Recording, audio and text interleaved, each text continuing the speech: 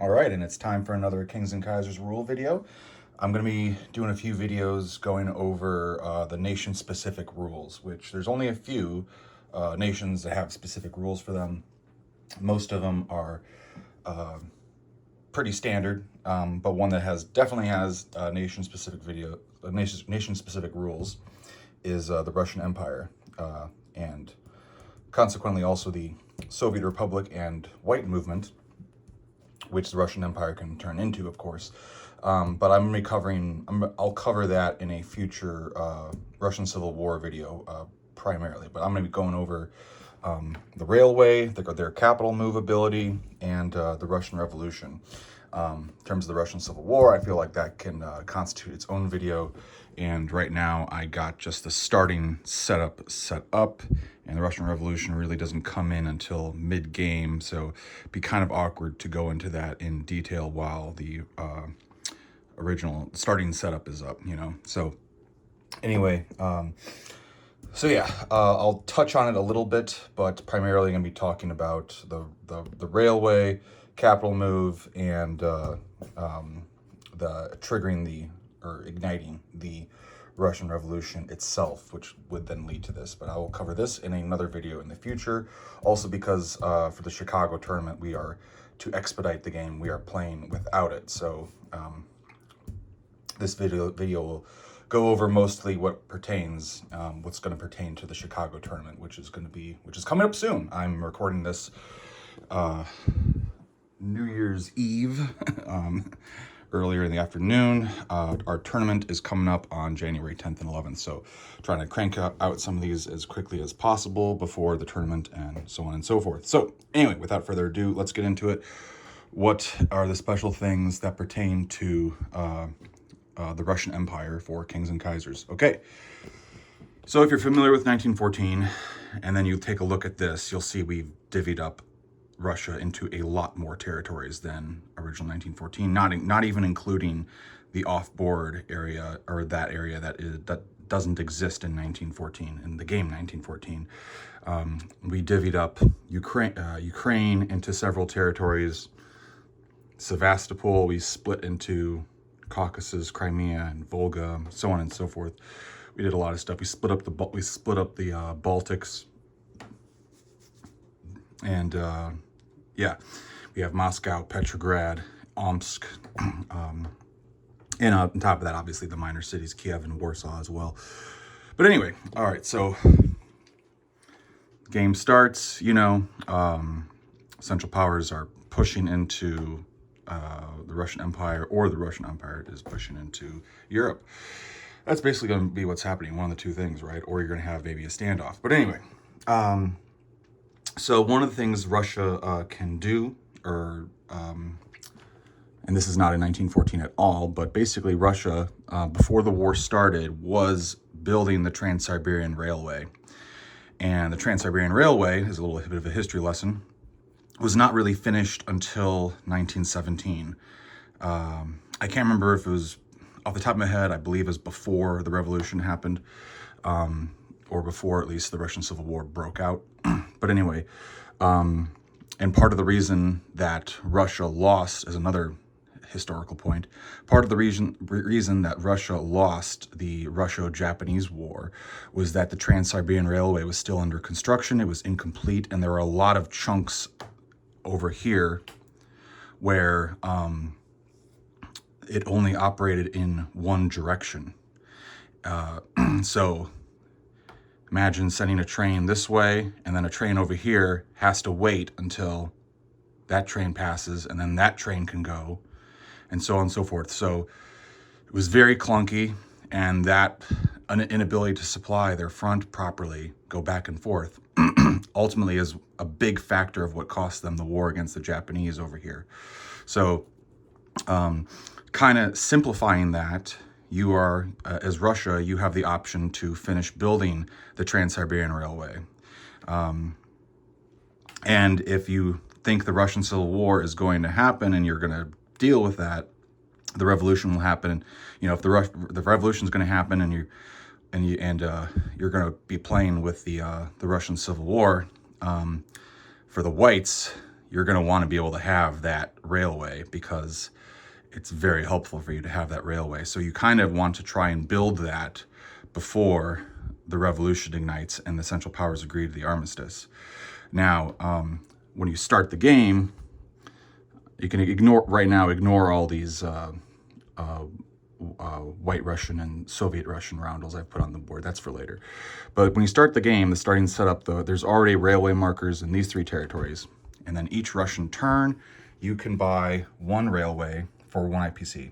Now I have these historical board gaming railway markers, and I've also glued damaged rail markers to the back of them, so you can flip them over if need to, if there's like a conflict in those territories, so you can't rail through them. But anyway, so 1 railway a turn at the cost of 1 IPC can be bought, and then you have to place it down in a territory, gradually building and connecting the railway to Premorye or Vladivostok. I think it's Premorye. I'm probably butchering the pronunciation of it, but anyway, you get the point. You do have to build them in gradually. You build over this way, but theoretically you could skirt the Russian Civil War setup.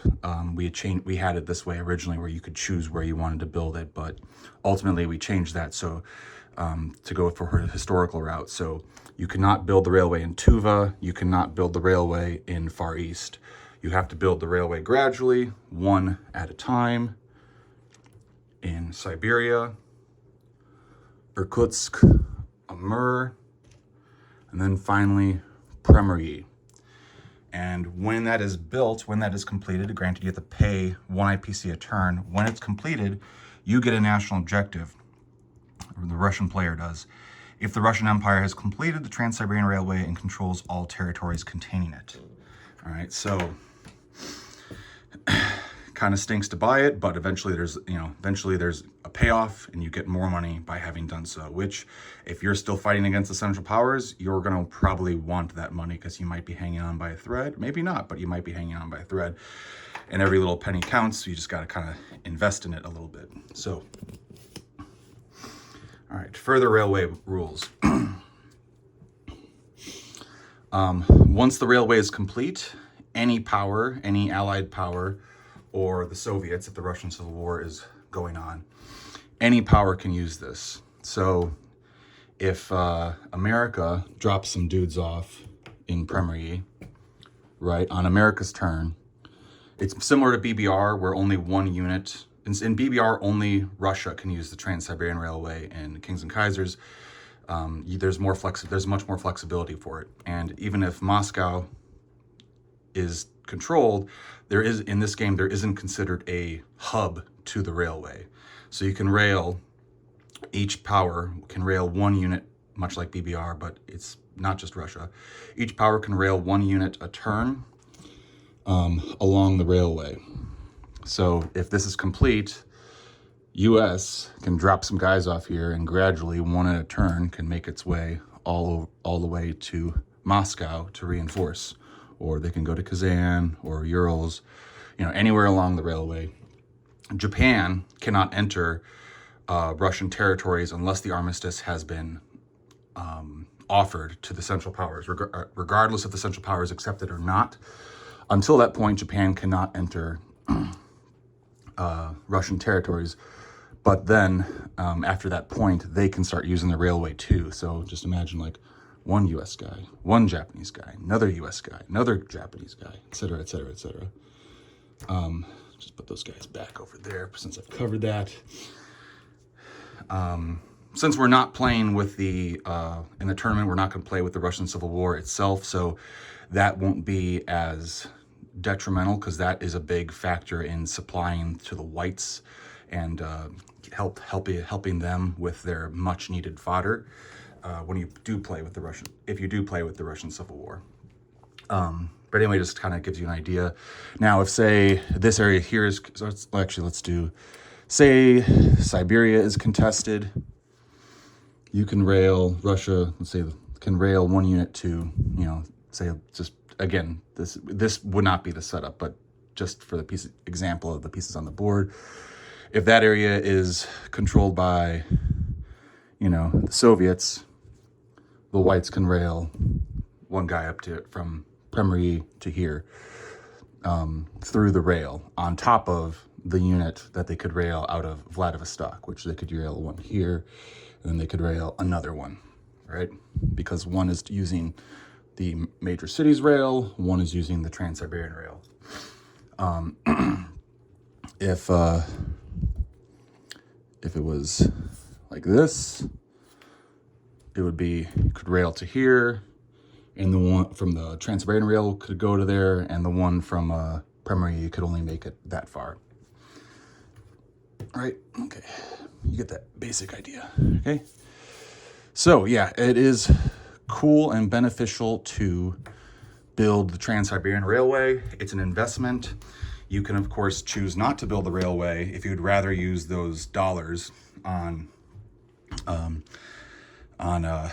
you know, to contribute towards more units.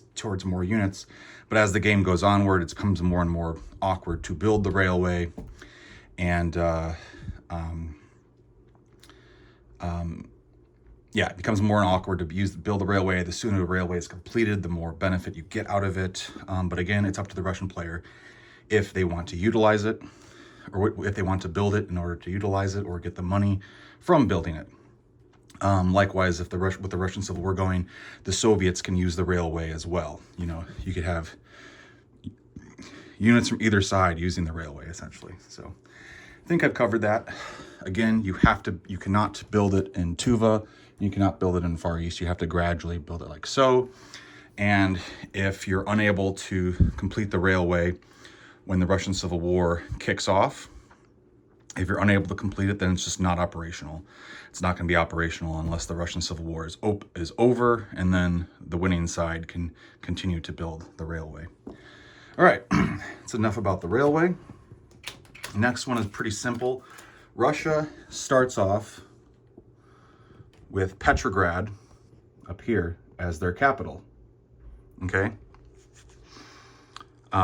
They start off with, Petrograd as their capital, and you can see that little building right there, which all the capitals have buildings, but you'll see also Moscow has a building as well, and that is because that's kind of a visual representation that Russia can pay to move their capital to Moscow. However, they can only do that if the Central Powers are either adjacent to Petrograd or they are contesting Petrograd.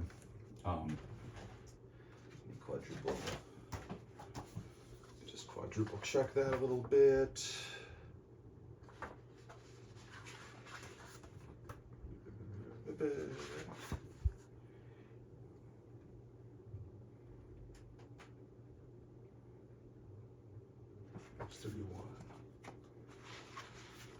See, even I have to double check this just so that I know for sure I am right. Got that little.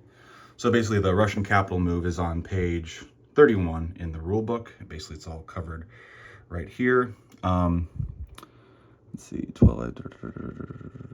Yeah. So basically, Petrograd starts off as their capital, which you can see it's worth 4. Moscow in central Russia is worth 3.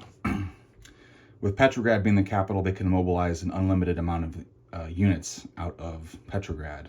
However, they can only mobilize 3 units out of Moscow. So if the capital flips, then you can mobilize a maximum of 4 units from Petrograd and 3 units from, unlimited units in Moscow. So you can see how that would benefit the Russian player, depending on what's going on, of course. Let's see. Yeah. So basically, the Central Powers they don't have to control a territory adjacent to Ingria. They just have to be in it. So if they're contesting or they control Estonia, Karelia, or Finland, the whites can pay 12 IPCs, not the whites, the Imperial Russians, can pay 12 IPCs to move their capital from Ingria to Moscow.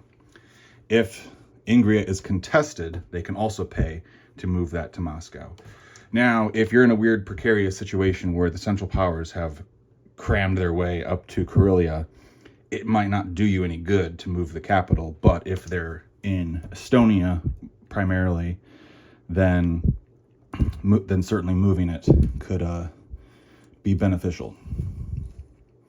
So yeah, it's just kind of a little idea there. Again, you pay 12 IPCs. If you pay 12 IPCs, the capital is immediately moved, and that same turn, you can immediately start pumping out unlimited units in Moscow as opposed to Petrograd. So yeah, the turn that you pay to move the capital, you can pump unlimited units out of, not pump, but, you know, mobilize unlimited units out of Moscow, and then up to 4 units in Petrograd if you do that. However, again, if the Central Powers are not going north, they're going down south. If they're not doing either of those things, then you're kind of out of luck, and you cannot move the capital to Moscow, no matter how badly you want to. Now, if the Central Powers control Petrograd, this is very important. If the Central Powers control Petrograd, you know, before Russia's turn, if they control Petrograd, if they control the capital, well, your capital is under enemy control. You can't pay to move it, and you're kind of hosed. So it's something to be very. If you're the Russian player, if you're the Russian player, you got to be very cautious with your plays. You got to be very cautious with how you are positioned. And there are a lot of games are going to be basically where holding off preventing the revolution from occurring is either impossible or just extremely unlikely.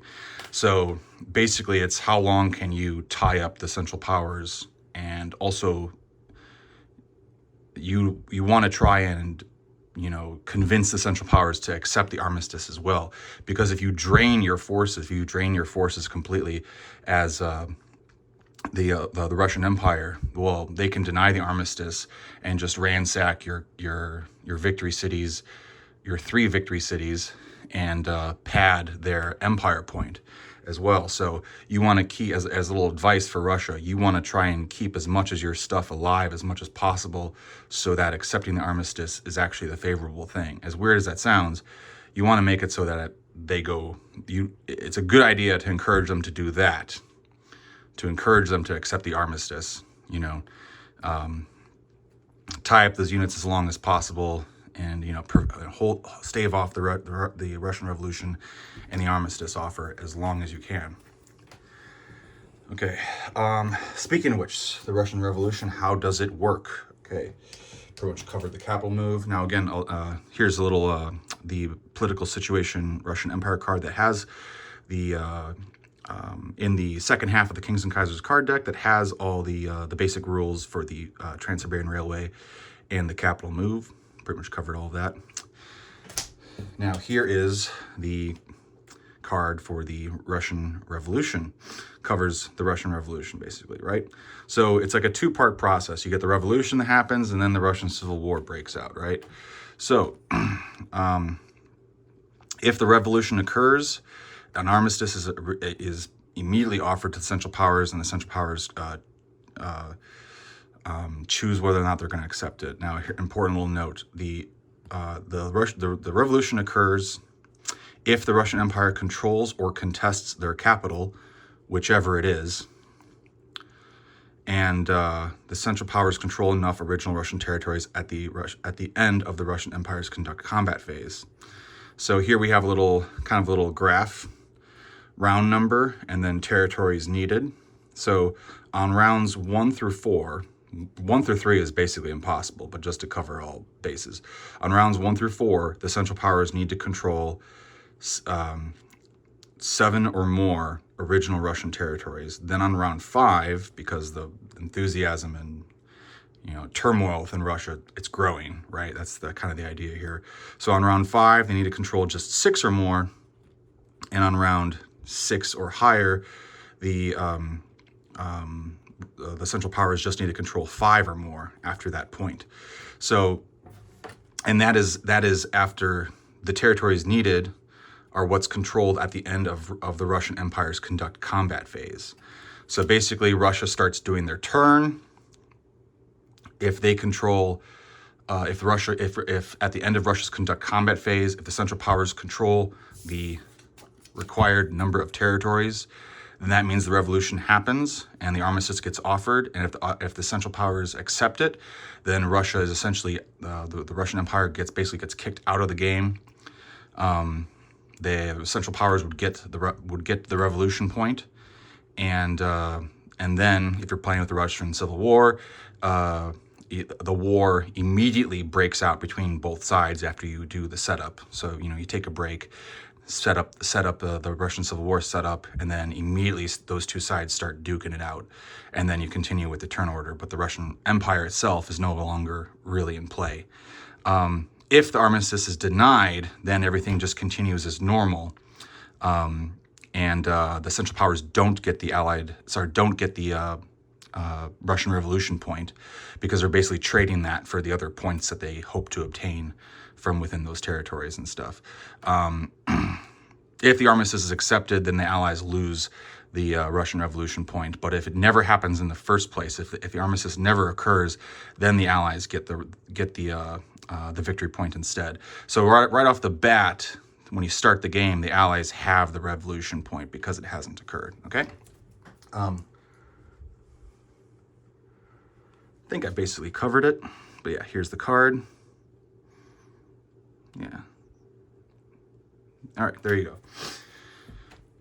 So it's a little bit precarious, but basically what happens is you set up the Russian Civil War setup. Now you can see the roundels I've put onto the board already, just to show you what territories flip to what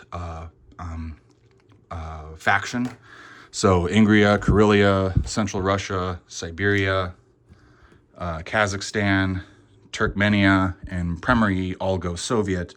And then Archangel, Kazan, Eastern Ukraine, Volga, Tatarstan, Urals, Tuva, Irkutsk, Amur, and Far East all go to the White Movement. Now, up there you'll see in Finland, I got a little Finnish roundel. Finland is a little, kind of a little anomaly of sorts. They became independent. They got their independence basically at that point. So if the Central Powers do not control Finland, then it becomes basically a minor neutral power. And then it would get like its own roundel, and it would get 3 infantry and an artillery to reflect the 2 IPC value, basically. So if the Central Powers want to come up there and take it out later on, they can. So, but if they end up controlling it, then they end up controlling it, basically. If it's contested, then the units still go down, and the central because they want their independence. If Finland gets contested, then 4 units of one of the Allied powers the Allies would choose would go down there, and the Central Powers that are in there would have to fight Finland or back out of it, decide what they want to do with it. Decide how badly do you want Finland, because Finland wants its independence, right? But if they end up controlling it, then they don't have, if they control it by when the revolution happens, then, or the armistice acceptance, then there's no units there they have to fight. Now everything else here is subject to capture. Now, of course, minor aligned territories to Russia, Romania, and Serbia do not count in the Russian Civil War, the territories needed. It's only original Russian territories, okay? So if the armistice occurs, or it's offered and the armistice is accepted, these are the territories that if the Central Powers control, they can keep them, basically. If they contest or control any of these other territories, minus Finland, any of these other territories, they have to back out of them and go to either the closest adjacent territory that's friendly, or go on to a transport. Like if Germany has a transport here, and that's gone or whatever. If there's a transport, if there's a transport there, then Germany could load units on from Ingria onto that transport, or if they had transports up here or whatnot. But they have to back out of them. Sorry, I'm a little close to the phone right now. They have to back out of them regardless if they are Soviet or white. If they go Soviet or white, they have to back out of these territories. Originally, we did have it so that they could keep the white territories, but then you had weird instances where the Central Powers went up and went up and conquered Urals and were able to hang on to it, and the Allies just couldn't really do anything about it or whatever, and it was just cut off, and it actually would end up screwing over the Soviets because they couldn't get over there without building like a ton of transports, which is just a waste of money for them for the most part. So anyway, all right, I think I'm pretty crystal clear on it. If the Central Powers do not control any of these territories, or they just contest them, I believe, if I'm recalling correctly. See, again, even I got it. There's so many little notes with this, even I got to double check. There is, in the back of the rule book, let me flip through it here. You can find it with me. All right.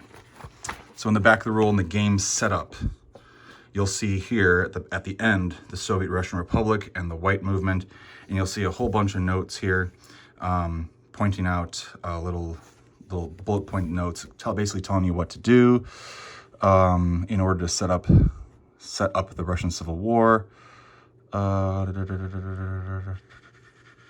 Also, if this armistice kicks off, if you have Allied units in those territories, they have to back out to the nearest friendly territory as well. And if there's no friendly path for them to go to, and the same thing with the Central Powers, if you have like Central Power units up in Archangel when the armistice kicks off and they can't, they're cut off essentially or whatever by, or like say down here, I'm trying to come up with this situation off the top of my head, but basically if there's not a friendly path for them to back through, then those units are just gone. They're lost, basically. It'll make more sense if you read it in here, but basically that's kind of the little stipulation right there. Here we go. This is what I was trying to get at originally. If the Central Powers control or contest any of the territories of the Soviet Republic or White Movement setups, control of these territories is transferred to their designated Russian faction, and Russian power units are immediately moved to the closest friendly territories or to friendly transports in adjacent sea zones, provided their path is not interrupted by a hostile territory or sea zone. If there is no such friendly territory or transport, they are removed from play. So that's basically what I'm getting at, and that applies to the Central Powers. There's also a separate note with what applies to the Allies. So if theoretically, if the Brits controlled Persia and the Russians still controlled Caucasus and they had British units up here, when the revolution gets accepted, you'd have to move those British units to Persia because that's 2 away. If this was the closest friendly British territory or just Allied territory, if France controlled this, for instance, they would move to here, just as an example, okay? If you had Central Power units in Moscow, and they controlled Belarus, but they did not control Eastern Ukraine, never mind. Let me take that back, because the Eastern Ukraine goes to the Whites. So if you had units, Central Power units in Central Russia, and the Central Powers controlled Belarus, they would have to back out of Central Russia to Belarus. If you had units in Eastern Ukraine, they would have to back out to Crimea if you controlled Crimea. If the Central Powers controlled Crimea, if they controlled Western Ukraine and Crimea, they can back out to either of those territories. You can have a choice. But if one is closer to than another, you have to go to whatever is the closest. Okay. All right, well, that took a lot longer to explain than I expected, so I apologize for the length of that video. The Russian Civil War is clunky to explain a little bit, but it's not that bad once everything makes sense, and once you get the hang of it. My other videos for nation power rules will be shorter, and you'll be able to, now you can see also why I'm going to do a separate video at some point for the Russian Civil War itself. But there you go. That is the a little overview of the Russian specific rules for Kings and Kaisers. All right, so there you go, and I'll be moving on to Germany next.